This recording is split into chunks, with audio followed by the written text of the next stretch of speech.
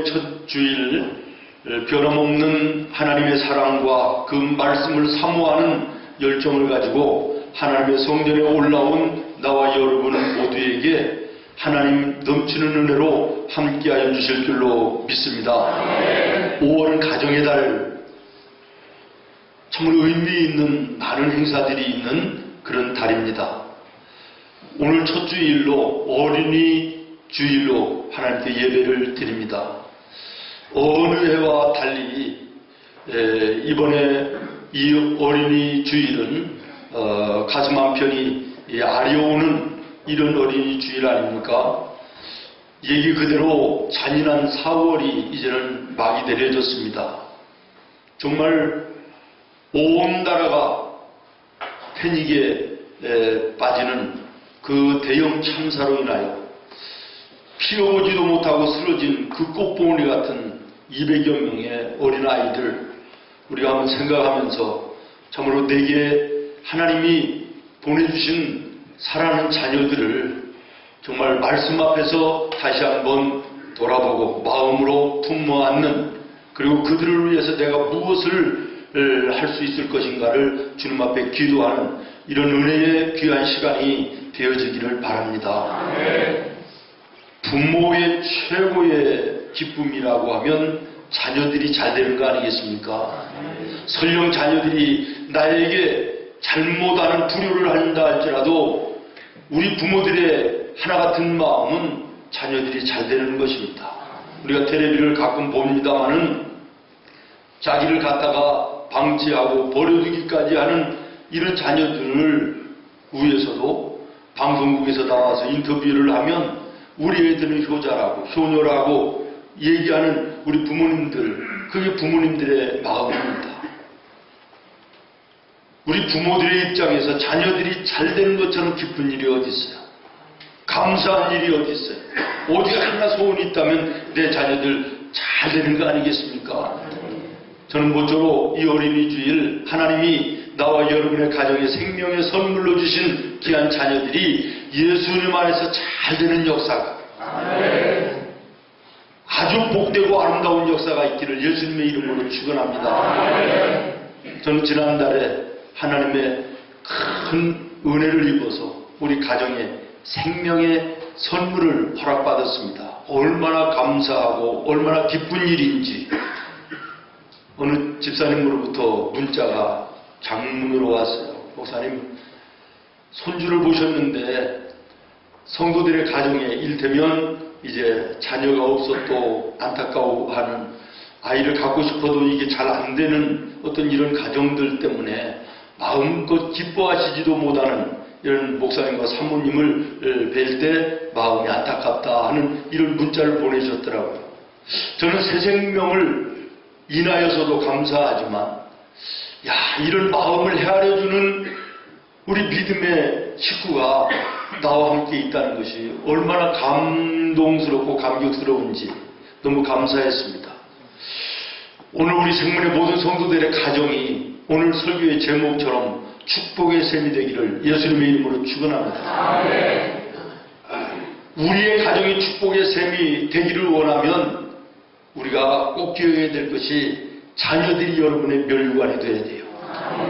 여러분의 기쁨이 되어야 돼요. 자랑이 되어야 돼요. 그런데 오늘 많은 성도들의 가정조차도 자녀들이 염려거리요, 근심거리요, 기도의 제목이고 한숨의 대상이 되는 이런 가정들이 있음을 보면서 마음이 아픕니다. 어린이 주일 정말 하나님 나의 가정에 선물로 주신 자녀들을 어떻게 우리가 양육하고 하나님이 원하시는, 하나님이 기뻐하시는 자녀들로 이 땅 위에 세워나갈 것인가 마음으로 여러분 여러 귀로 주의 말씀을 듣는 시간이 되기를 바랍니다. 부모는 누구나 자녀가 잘되고 성공하고 복받은 삶을 살기를 원합니다. 그래서 많은 부모님들이 먹을 것, 입을 것 제대로 먹고 입지 못하시면서 저축도 하고 땅도 사고 집도 사고 그럽니다. 왜 그렇습니까? 내 자식들에게 유산으로 물려주려고 그럽니다. 그러나 여러분 기억하십시오. 부모들 가운데 가장 어리석은 부모가 자식들에게 재산을, 돈을 유산으로 남겨주려고 하는 사람들입니다. 저희 가까운 친구나 이웃들 가운데도 부모가 내려준 유산, 돈, 그것 때문에 형제간의 원수가 되고, 아니 원수보다도 더 원수가 되는 이런 경우들을 종종 보았습니다. 법정에 서서 그걸 가지고 싸우는 그런 이웃들도 저는 보았습니다. 가장 어리석은 부모는 자식들에게 돈, 재산을 유산으로 남겨주려고 하는 사람들입니다. 저는 자녀들에게 물질을 유산으로 남겨주는 것보다는 지식을 유산으로 남겨주는 부모가 좀 더 지혜 있다고 생각합니다. 그래서 어떤 부모님들은 논을 팔고 밭을 팔고 소를 팔고 이래가지고 자녀들을 공부시키는 이런 분들 보는데 지식을 유산으로 남겨주겠다라는 그런 마음이 있죠. 저는 그것이 돈을, 물질을 재산으로, 유산으로 남겨주려고 하는 부모들보다는 좀 더 낫다고 생각을 합니다. 그런데 사랑하는 여러분, 물질보다 지식을 물려주는 거 더 조금 나을 것 같이 보이지만 뭐 거기서 거기입니다. 물질보다 지식보다 더 귀하고 가장 가치 있는 유산이 뭐냐? 하나님을 아는 신앙의 유산입니다. 모쪼록 여러분 자식들에게 하나님을 아는 신앙의 유산을 남겨줄 수 있는 우리 성도들이 되기를 바랍니다. 사실 돈을, 물질을 물려준다는 거 다 나쁜 것은 아닙니다. 그러나 제가 말씀을 드리는 것은 하나님을 아는 신앙이 없이 주어지는 물질은 그 자녀를 방탕하고 방종하게 만들 수도 있고요. 육신의 쾌락을 쫓아 사는 이런 결과를 가져올 수 있기 때문에 안 좋다는 것이고요. 지식을 유산으로 남겨주는 거 나쁘지는 않지만은 하나님을 아는 신앙이 전제되지 않은 지식은 교만하게 만들 수 있고요. 오히려 다른 사람들을 억울하게 만드는 결과를 가져올 수 있기 때문에 조심해야 되겠다, 그런 말입니다. 여러분, 물질적으로 지식적인 가치관에 빠져서 흔들리고 방황하는 청소년들이 거리를 배회하는 모습들 얼마나 많이 있습니다. 남이야 어찌되든 말든 나만 좋으면 편하면 그만이라고 하는 사고 속에서 방종하는 젊은이들이 이 땅에 너무나도 많이 있지 않습니까? 여러분, 여러분의 자녀들에게 하나님을 아는 신앙의 유산이 물려주게 될 때 그 신앙의 유산의 위에 쌓여지는 물질이 축복인 것이고, 지식이 다른 사람과 나라와 민족과 세계를 이롭게 하는 것이 될 수 있음을 기억하시기를 바랍니다. 오늘 말씀을 듣는 우리 생문의 모든 사랑하는 성도 여러분, 자녀들에게 물질보다 지식보다 하나님을 아는 신앙의 지식을 유산으로 물려줄 수 있는 지혜로움이 여러분에게 있기를 바랍니다. 이것이 위대한 부모의 해야 될 일입니다. 저는 지난 목요일 날 저희 고향에 다녀왔습니다. 우리 선영에 이제 할아버지, 할머니, 큰 아버님, 어머니, 아버지, 어머니 이 산소 6분을 이제 다 묘를 다시 새롭게 해서 유골을 수습하고 또 화장을 하고 다시 조성된 이 묘소에 안치하는 이런 우리 가족으로서는 최고의 큰 행사입니다. 그래서 이제 이 일을 우리 6남매가 맡아서 하게 돼서 내려갔는데요. 우리 아버지, 어머니 슬하의 6남매의 자녀들이 아들만 13명입니다. 딸은 한 사람도 없고요. 그런데 그 아이들이 다 결혼을 했습니다. 제가 우리 큰 조카한테 물어봤어요. 너 몇 살이냐? 나는 어린애인 줄 알았어요. 그랬더니 작은 아빠 내가 50입니다. 그래. 50살이래. 그러니 그 아이들의 또 아이들이 쭉 왔는데요. 무려 6남매 친구들이 다 모여있는데 37명이 모였어요. 놀라지도 않아요.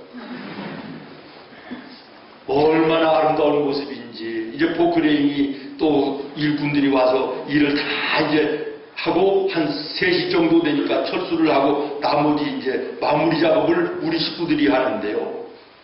그 넓은 묘소마다 때를 심는데, 제가 거기 대장이라 때 심는데 내 조카 10명이 왔어요. 13명 가운데 3명이 못 오고 10명이 왔는데 이 아이들 그리고 이제 또 그 밑에 또 아들들 큰애들도 있어가지고 한 10명이 때를 심는데 말이죠. 얼마나 아름다운 광경인지.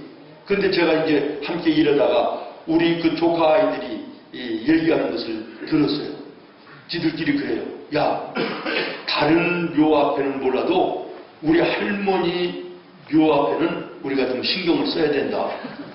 우리가 아무리 피곤하지만 신경 쓸 건 써야지. 우리 할머니 묘 앞에는 잔디를 촘촘히 심어. 이러는 거야. 나는 우리 어머니라서 나는 우리 어머니 정말 너무 고마워하고 감사하게 생각하는 것이 우리에게 믿음의 유산을 남겨주신 분이 우리 어머니시거든요. 저는 저만 그렇게 우리 형제들만 그렇게 생각하는 줄 알았더니 우리 조카들도 똑같은 마음이더라고요. 우리 할머니가 우리에게 예수 믿는 신앙의 유산을 남겨주신 분이라는 거예요. 그러니까 다른 분들도 물론 존귀하신 분들이지만 우리 할머니는 더 귀하다는 거예요. 그러니까 할머니 묘소는 우리가 더 신경을 써야 된다는 거예요. 그렇습니다. 여러분, 우리 부모들이 우리 자녀들에게 정말 인정받고 감사함으로 존경받을 수 있는 것이 그들에게 예수 믿는 신앙의 유산을 남겨주는 것인 줄로 믿습니다. 아멘. 오늘 본문 말씀에 보면 너희는 마땅히 행할 길을 아이에게 가르치라 이렇게 말씀하십니다.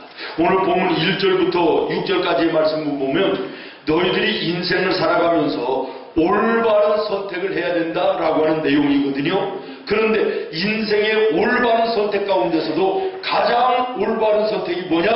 너의 자녀들에게 하나님의 말씀을 가르치라는 거야. 언제부터? 아이였을 때부터, 어린아이일 때부터 가르치라는 거야. 그러면 왜 하나님의 말씀을 내 사랑하는 자녀들에게 가르쳐야 되느냐라는 것입니다. 첫 번째, 하나님의 말씀에는 영생의 길이 있습니다. 아멘. 여러분, 이 하나님의 말씀 성경에는 영원히 사는 구원의 길, 영생의 길이 여기에 있기 때문인 것입니다. 신명기 6장 6절로 7절에 보면 오늘날 내가 내게 명하는 이 말씀을 너는 마음에 새기고 내 자녀에게 부지런히 가르치며 집에 앉았을 때든지 길에 행할 때든지 누웠을 때든지 일어날 때든지 이 말씀을 강론할 것이며 부모님 나와 여러분에게 말씀하십니다. 너희는 먼저 하나님의 말씀을 너희가 마음에 새기고 그리고 너희의 자녀들에게 어느 곳에서든지 그 말씀을 가르치라는 거예요.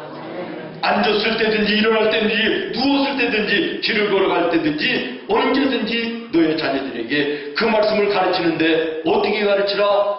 부지런히 가르치라는 거예요. 왜 그렇습니까? 그 하나님의 말씀에는 영생의 길이 있기 때문인 줄로 믿습니다. 아멘. 세상에는 수많은 책들이 있죠. 대부분의 책들이 다 좋은 책이에요. 유익한 책이죠. 해로운 책도 있지만 말입니다. 그러나 아무리 좋은 책이라 할지라도 세계적인 명작이 아니라 별스러운 책이라 할지라도 어떤 사람이 나는 그 명작을 읽으며 나는 영생의 길을 거기서 발견했어, 이런 사람은 한 사람도 없습니다. 세상의 그 어떤 책에도 영생의 길은 없다는 말입니다. 오직 하나님의 말씀, 이 성경에만 영생의 길이 있습니다. 아멘. 생명의 말씀이 있는 것입니다. 아멘. 그렇기 때문에 여러분의 자녀들에게 이 하나님의 말씀을 가르쳐야 된다, 그런 말이죠. 아멘. 디모데후서 3장 15절에 성경은 능히 너로 하여금 그리스도 예수 안에 있는 믿음으로 말미암아 구원에 이르는 지혜가 있게 하느니라. 아멘. 하나님의 말씀에만 구원에 이르는 지혜가 있다고 말씀합니다. 그 다음에 두 번째로 성경 속에는 인생 삶의 완벽한 교과서가 되기 때문에 이 말씀을 여러분의 자녀에게 가르쳐야 되는 줄로 믿습니다. 디모데후서 3장 16절에 보면 모든 성경은 하나님의 감동으로 된 것으로. 아멘. 교훈과 책망과 바르게 함과 의로 교육하기에 유익하니. 다시 말하면 하나님의 이 말씀 속에는 인생을 살아가는 모든 길이 여기에 다 있다는 거예요. 모든 교훈이 여기에 있다는 거예요. 모든 진리가 있다는 거예요. 인생을 어떻게 살아야 되는 방법이 여기에 전부 있다는 것입니다. 그러므로 여러분의 자녀들에게 이 하나님의 말씀을 가르치면 이 말씀이 여러분의 자녀들의 인생길을 인도하고 나가는 것입니다. 시편 기자는 말합니다. 하나님의 말씀은 내 발등상의 등불이요. 아무리 어두운 길, 허문 길을 가도 내 발등 앞에 등불이 켜져 있으면 넘어지지 않습니다. 구렁텅이에 빠지지 않습니다. 땅덩어리에 떨어지지 않습니다. 안전하게 길을 걸어갈 수 있는 것처럼 인생길을 걸어가는데 이 하나님의 말씀이 등불이 돼서 나의 자녀들의 가는 길을 인도한다고 하는 말씀입니다. 우리가 잘 아는 해롤드 러셀이나 크로스비 같은 헬런 켈러 같은 이런 분들이 이구동성으로 얘기하는 게 뭡니까? 나는 하나님의 말씀이 내 인생의 표본이라고, 내 인생길의 길이라고 고백하는 것을 보게 되는 것입니다. 그러면 여러분의 자녀들에게 하나님의 말씀을 가르쳐 줘야 될 이유는 여러분이 자녀들을 사랑하기 때문입니다. 여러분, 자녀들을 사랑하지 않는 부모들이 어디 있어요? 여러분의 자녀들을 사랑하시면 아멘 하시기 바랍니다. 아멘 하는 분도 이렇게 계신 걸 보는데 자녀들을 사랑하지 않는 거 아니죠? 입이 안 떨어져서 그러는 거지. 여러분의 자녀들을 사랑한다면 사랑하기 때문에 이 말씀을 가르쳐야 되는 거예요. 좋은 열매를 원하는 농부는 그 나무에 온 집중해서 거름을 주고 잡초를 뽑아주고 병충해가 생기면 약을 쳐주고 정성을 다합니다. 여러분의 자녀들이 복되고 아름다운 인생을 살기를 원한다면 마찬가지로 하나님의 말씀으로 거름을 주시기를 바랍니다. 하나님의 말씀으로 해충을 잡아주시기를 바랍니다. 하나님의 말씀으로 여러분의 자녀를 넘어지게 하고 죄짓게 하는 악한 마귀를 뽑아내시기를 바랍니다. 사랑한다면 여러분 말씀을 가르치는 여러분 되기를 바랍니다. 오늘 본문 말씀에 아이에게 가르치라 라고 할 때 이 아이라고 하는 단어를 그 히브리어에 보니까 타프라는 단어고요. 또 헬라어로는 파이디온이라는 단어입니다. 그런데 이 파이디온이라고 하는 단어의 의미는요, 여러 가지가 있어요. 그 중에 세 가지가 흰 도화지 같다라는 뜻이 있고요. 두 번째는 아무것도 심지 않은 아주 좋은 밭과 같다는 의미가 있고요. 그 다음에 세 번째는 싹이 연하게 돋아난 것과 같다라는 이런 의미가 있답니다. 여러분, 하얀 도화지에는요, 내가 그리고 싶은 대로 그리는 거예요. 여러분의 자녀들의 어린 시절부터 하나님의 말씀을 가르치면요, 여러분이 원하는 대로, 하나님이 원하시는 대로, 여러분이 원하는 대로 여러분의 자녀들의 마음속에 하나님의 말씀이 그려지는 거예요. 그대로 되는 거예요. 아무것도 심지 않은 밭과 같은 그곳에는요, 무엇을 심든지 심는 대로 나는 것처럼, 콩을 심으면 콩이 나고 사과나무를 심으면 사과나무가 열리는 것처럼 여러분의 자녀들의 마음속에 하나님의 말씀으로 잘 가르치면요, 여러분이 원하는 열매를 거둘 수 있다는 거예요. 이렇게 다 자란 나무는 내가 원하는 모양으로 만들려고 그러면요, 이거 부러집니다. 그러나 저 위에 있는 저 새싹처럼 연한 것을 내가 원하는 대로 이렇게 휘면요, 부러지지 않고 그대로 나옵니다. 내가 원하는 대로. 여러분의 자녀들에게 어렸을 때부터 하나님의 말씀을 가르치면요, 여러분이 원하는 인생의 모습 그대로 예수 안에서, 말씀 안에서 여러분의 자녀들이 그렇게 성장하는 거예요. 그렇기 때문에 여러분의 자녀들을 어렸을 때부터 말씀으로 잘 양육하는 믿음의 지혜가 있기를 바랍니다. 우리가 잘 아는 모세 보십시오. 엄마의 품에서 젖 먹으면서 자란 기간은 고작 4년 미만입니다. 젖을 뗄 때까지만 엄마 품에 있었다는 거 우리가 잘 알지 않아요? 4살 이전에 엄마의 기도와 말씀의 가르침 속에 자랐고, 그 다음에는 이제는 바로의 딸의 궁정에 들어가 애굽의 궁중에서 40년을 하나님이 없는 세상의 지식을 공부합니다. 그런데 나중에 결과는 어떻게 되지요? 40년 하나님이 없는 교육보다 엄마 품에서 기도와 말씀으로 양육된 4년이 승리합니다. 믿습니까? 사랑하는 여러분, 어렸을 때부터 하나님의 말씀으로 양육한 자녀들 절대로 빗나가지 않습니다. 예수 안에서 그대로 자라 하나님의 영광을 이 땅에 이루며 하나님의 선하신 나라를 이 땅에 이루는 위대한 인물들이 되게 되는 줄로 믿으시기를 바랍니다. 그러면 우리가 하나님의 말씀을 어떻게 자녀들에게 가르칠 것이냐라는 것이에요. 첫 번째는 부모가 하나님을 섬기는 모범을 보여 가르쳐야 됩니다. 말로 가르치는 게 아니라는 것입니다. 꾸짖어서 가르치는 것이 아니라는 것입니다. 하나님의 말씀대로 사는 모습을 생활 속에서 보여줌으로 자녀들에게 가르치는 것입니다. 우리가 입술로 아무리 가르쳐도 자녀들은 그대로 따라오지 않습니다. 이불을 거룩한 주의를 지켜야 된다. 하나님 제일주의로 살아야 된다. 성실해야 된다. 정직해야 된다. 신실한 사람이 되어야 된다. 가르치기는 하는데 엄마 아버지가 사는 모습은 전혀 아니에요.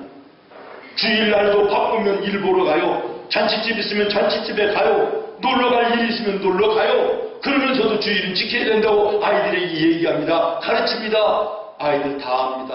아, 말은 저렇게 해도 바쁜 일이 있으면 일하러 가는구나. 주일날도 예배 드리는 시간도 잔치가 있으면 가는 것이구나. 애들이 모습을 보고 배우는 거예요. 예수 믿는 성도들, 예수 믿는 사람은 성실해야 된다, 정직해야 된다, 신실해야 된다 가르치면서 엄마 아빠는 걸핏하면 거짓말해요. 신실하지 못해요. 정직하지 못해요. 성실하지 못해요. 이런 모습을 자녀들이 보면 어떻게 생각하겠습니까? 아, 우리 엄마, 우리 아버지는 말은 그럴듯하게 하셨는데 생활로는 아니구나.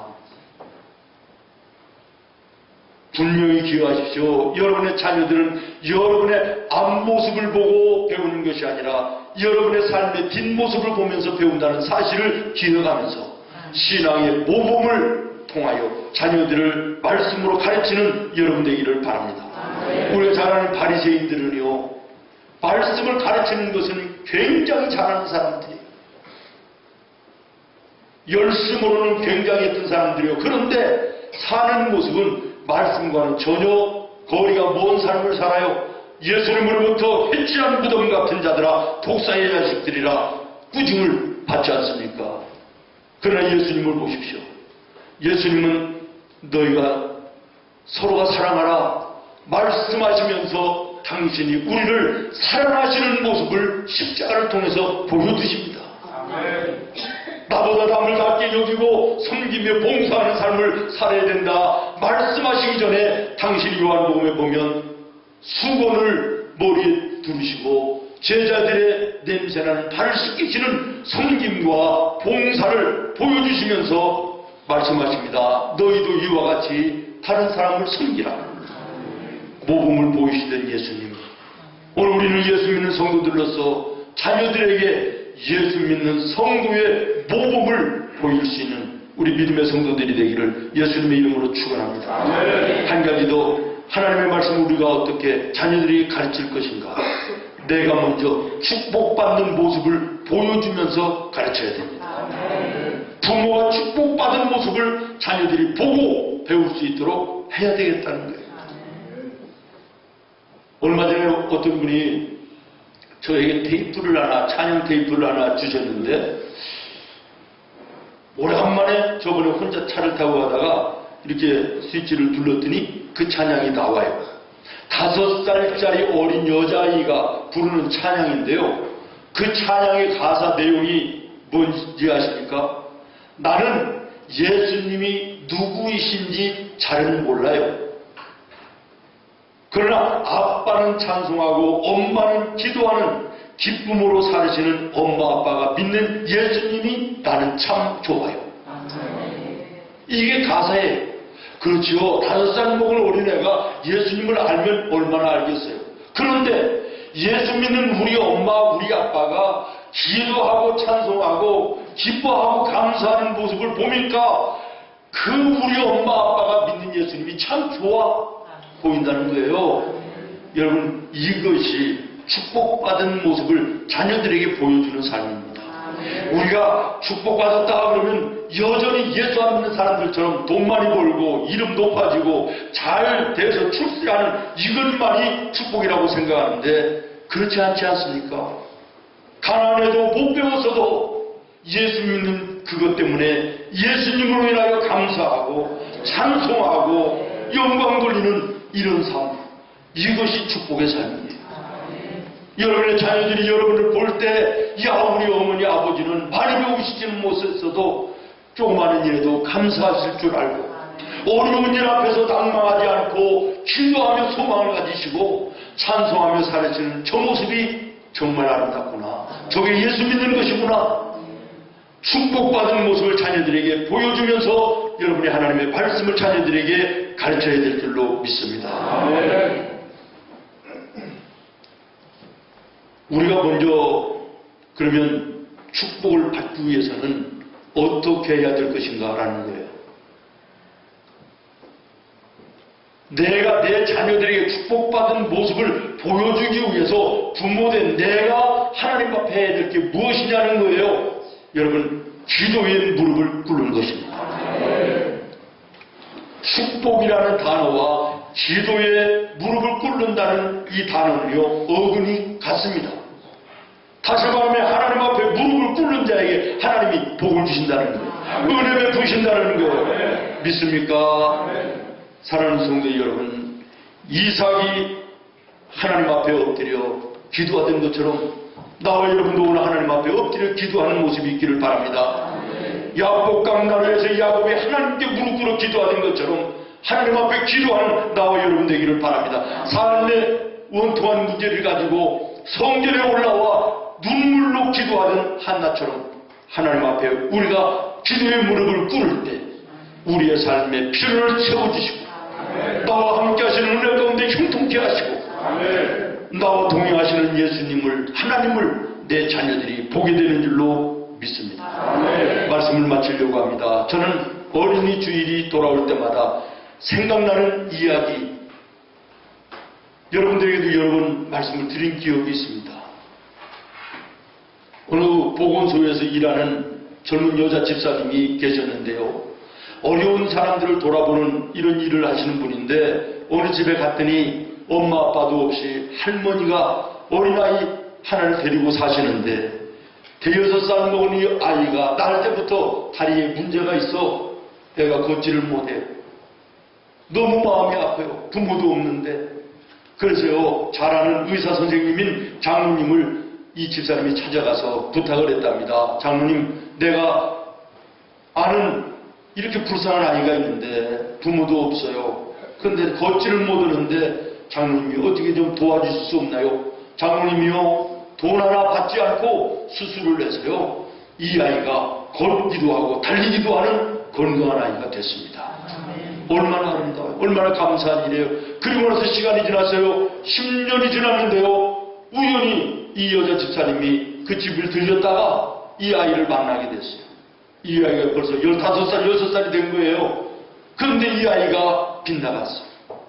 그렇게 되면 할머니에게 대들고 집에 있는 물건 때려 부시고 나쁜 친구들과 어울려서 그 나이, 어린 나이에 담배 피우고 다니고 어울려서 나쁜 짓을 하고 다니는 거예요.